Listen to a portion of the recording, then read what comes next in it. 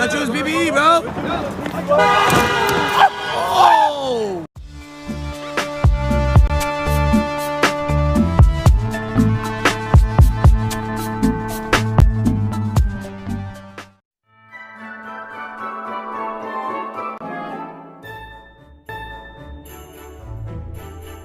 I need about 350. 350. Yo, what's up, YouTube? It's your boy Kill the Lion 30, back with another video.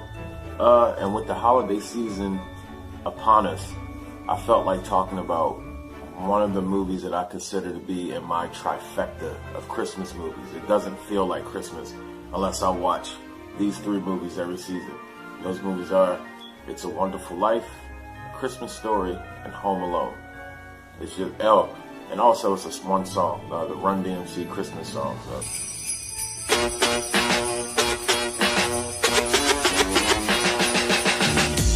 I'm sure every old head knows that if it's Christmas time in Hollis, Queens, Mom's cooking chicken and collard greens. So yeah, today I just want to talk about It's a Wonderful Life. But just one aspect of that movie in particular that bothers me. I'm probably going to end up talking about all three of them, to be honest, but like not necessarily a review, just like going over how me and my family watched this shit, me and my sisters laughed at about it or whatever.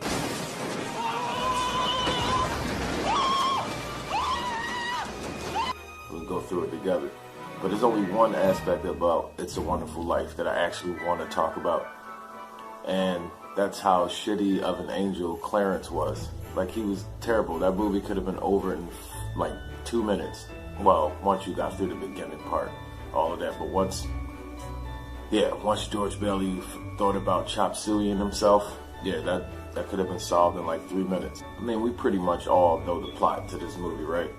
It's about a man who feels like he never got to do what he wanted with his life, and he walks around sad more often than he's happy.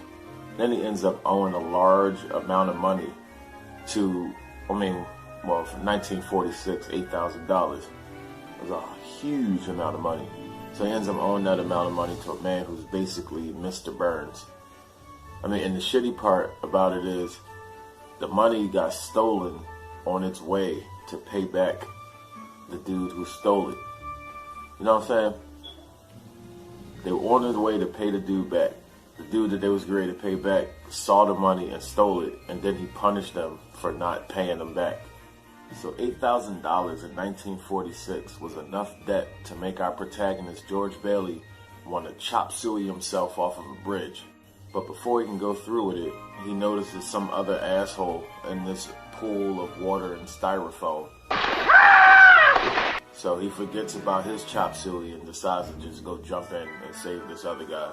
So then both of these dumbasses get spotted and saved by some dude who takes them in, lets them dry off, warm up and shit. And so here's where the guy that George saved reveals his mission. He was there to stop George from, doing his side suit, if you will. And this character's name is Clarence Oddbody. Clarence Oddbody, AS2. I don't know why that's funny as hell to me. He looked like the type of motherfucker whose name would be Oddbody. And then he tells George that he's his guardian angel, and he starts running down like all types of shit about his personal life. So I know everything about you. Oh, shut up, will you? George is still so sad that not even saving Clarence's life like cheered him up. He's still over there all like, Suppose it'd been better if I'd never been born at all. If it hadn't been for me, everybody'd be a lot better off. I said I wish I'd never been born.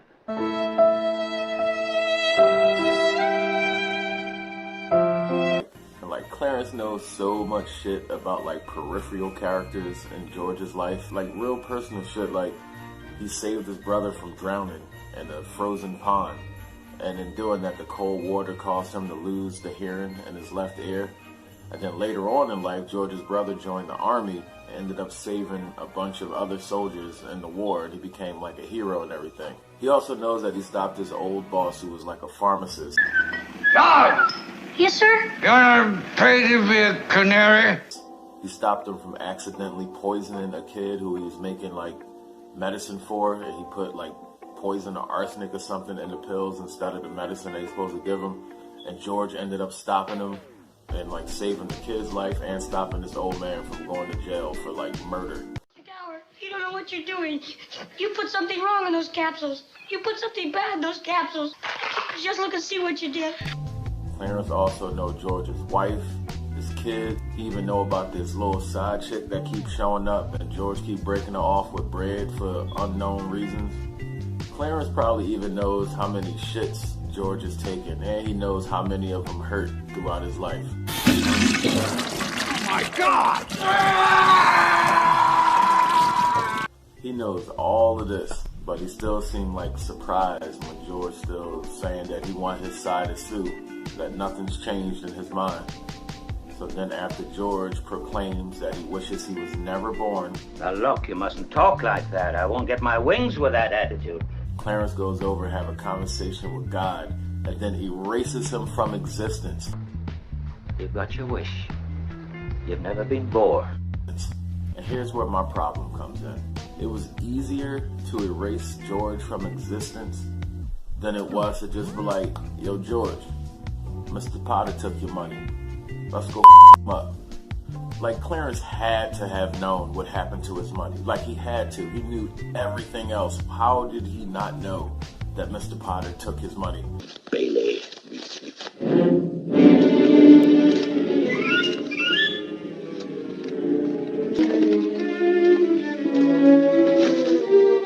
Why did he take him through this whole runaround instead of just saying he took you? If Clarence has the power to erase somebody from existence, You've never been born. I think he has the power to also arrange a good ass whooping for Mr. Potter.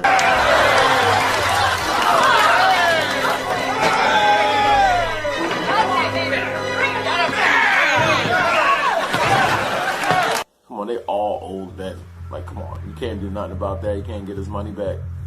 So you know the rest. After George is erased, like, Clarence then takes him around and shows him how fucked up everybody else's life is because he wasn't around. Your brother, Harry Bailey, broke through the ice and was drowned at the age of 9. That's a lie. Harry Bailey went to war. He got the Congressional Medal of Honor. He saved the lives of every man on that transport. Every man on that transport died. Harry wasn't there to save them because you weren't there to save Harry. This is a nice-ass, good family Christmas movie, ain't it?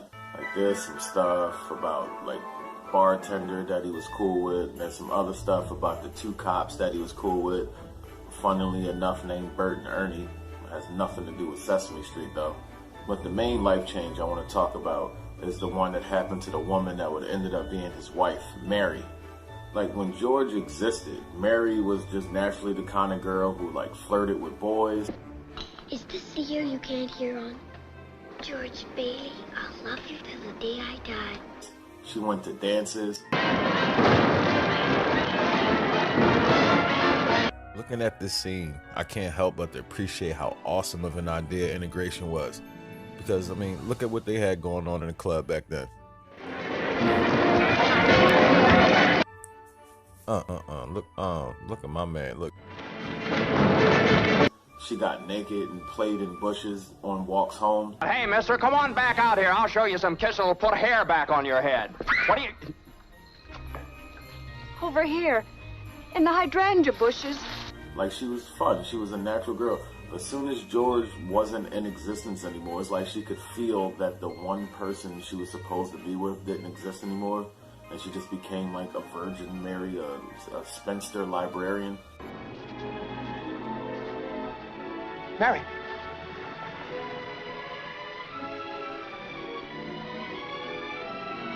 Mary! Mary, please! Oh, don't do this to me, please, Mary! Help me! Where's our kids? I need you, Mary! Ugh. So you telling me that George Bailey's cock was the only cock in the world for her, and she felt it, her soul felt it. She was just like, nah, nobody for me. I never understood that. Like, why? Because George doesn't exist. Nobody for her. All right, so now that Mary no longer knows George, that's enough to make this man want to live again. Please! I want to live again! See, nothing makes a man want to change his life or live his life better than a good steamed clam. So Clarence just tosses George's life back. What the Sam Hill you yelling for, George? Bert, do you know me? Know you? You kidding? I've been looking all over town trying to find you. Like it's nothing. When I'm sure it would have been way easier just to snitch on Mr. Potter. Like why doesn't he? Like, this nigga's an angel. Stealing is a sin. Snitch on his old grimy ass. He might not be allowed to snitch on him. Like, what if whoever Mr. Potter works for is more powerful than whoever it is that Clarence works for? And to support my claim, like, what about this? I know how everybody likes to point out that Mr. Potter is like one of the few bad guys in movies that never get punished. He never gets caught. But, yeah, people stop there. It goes further than that. But wait, it gets worse. Not only did he get away with stealing the $8,000, he's going to get another $8,000 because nobody knows he stole that money. And as far as George is concerned, he still owes it to him. And now George is able to pay him back because everybody in the town donated to the GoFundMe that his wife set up for him.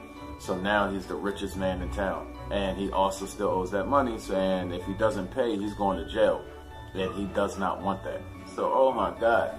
Mr. Potter just came up $16,000 in one day in 1946. God damn. So the town donated money to George to save him from going to jail. But all they really did was give him a basket of future irritations. Because now, since the nicest man in town is also the richest man in town, Oakley dokley. he's gonna be getting hit up for lows like every day. People are gonna be like, George, can I hold something? I mean, you know, you'd probably be in jail if it wasn't for us. Well, we're just saying. Like, all this entire journey could have been avoided and settled in like a few minutes if Clarence would have just snitched on Mr. Potter. Clarence, you fucking dickhead.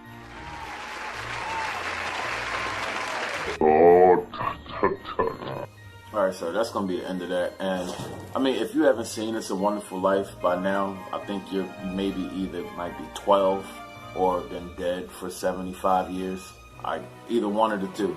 But check it out if you get a chance this holiday season. Thank you for watching it. If you made it to the end, I appreciate you.